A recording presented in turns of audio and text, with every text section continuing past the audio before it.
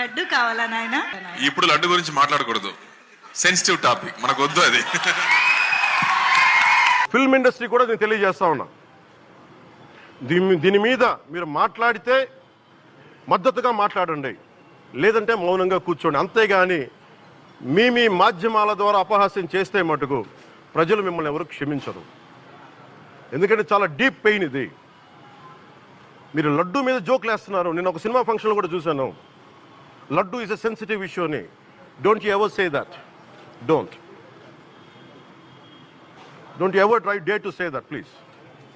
I respect you as actors, but when it comes to Sanatana Dharma, please, you have to think 100 times before you saying a word. One comment. లడ్డూపై hero Karthik చేసిన వ్యాఖ్యలపై fire అయిన మన పవన్ కళ్యాణ్ గారి మాటలు ఇప్పుడే మీరు విన్నారు.